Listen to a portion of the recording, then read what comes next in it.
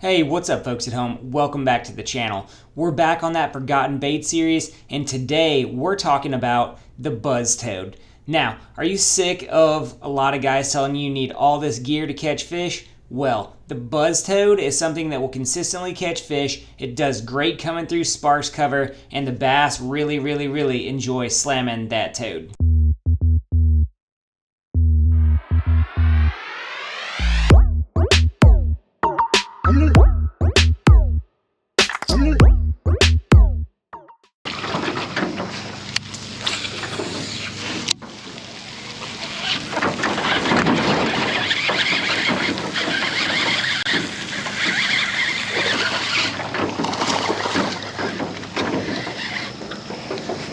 Get in the boat. That's a nice one right there, folks. Nice one. Chunked that toad. Look at that bad boy. Chunked it. Chunked it. Right there. Chunked.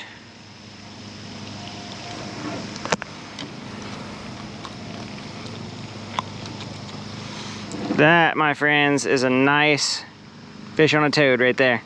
That's the way to do it. So when I'm fishing a toad, I want to make it look like a frog. Frogs normally jump off the bank,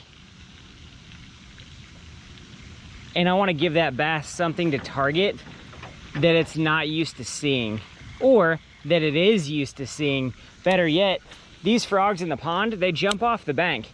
They don't make a big entry splash, so I want to fish this frog around this cover in a way that's going to make sense to those bass.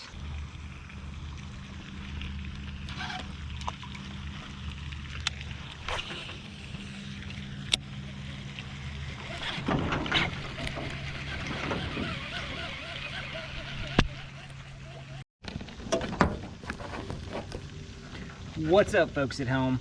Let's talk about how I rigged these toads, right? I just got bit off. The legs got ripped off of that guy right over there. We're gonna go back and catch that fish, but the first thing that I'm throwing is a number 5 hook.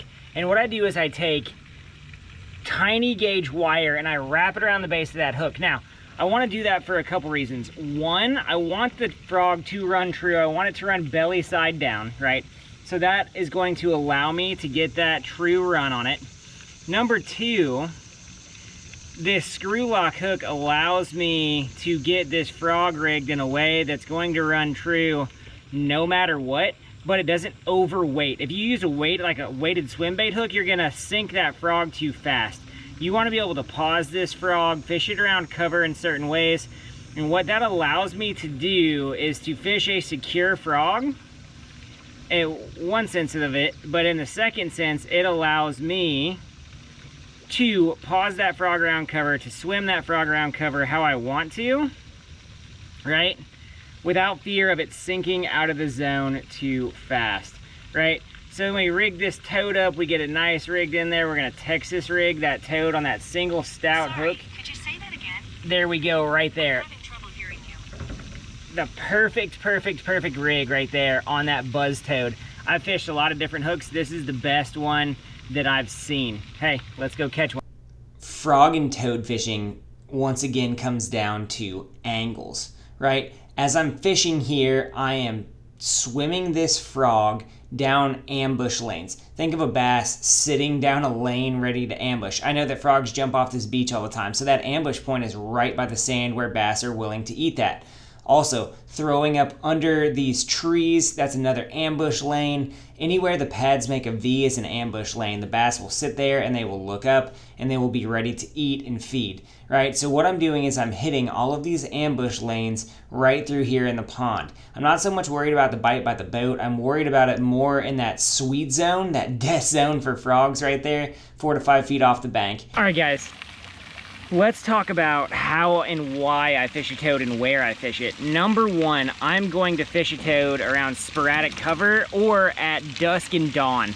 This bait is excellent at covering water when the cover is sporadic or matted down in certain areas, but then you have big open areas, pad fields that are sparse. This is a great way to cover water. Now, a lot of guys have forgotten about the toad because they have started throwing the hollow body frog. And while I love the hollow body frog, at a certain point, fish have just seen that too many times. The toad, however, is a fantastic option. One, I like to fish the toad in that sporadic cover. Two, dusk and dawn are a fantastic time because fish move out of the cover. They start to hunt, they start to move around. This buzzing toad can help you cover a lot of water and find where the fish are at. Now, this is a definite advantage for some and a weakness for others, because a lot of times people, when the going gets tough in the summertime, put down a topwater. They don't consider the toad. They consider the toad in early spring, but this is the time of the year when I've got to cover a ton of water to catch fish, right? This fall period, this summer to fall transition gets really hard for a lot of guys, and the toad is something that I pick up 9 times out of 10 during that time period.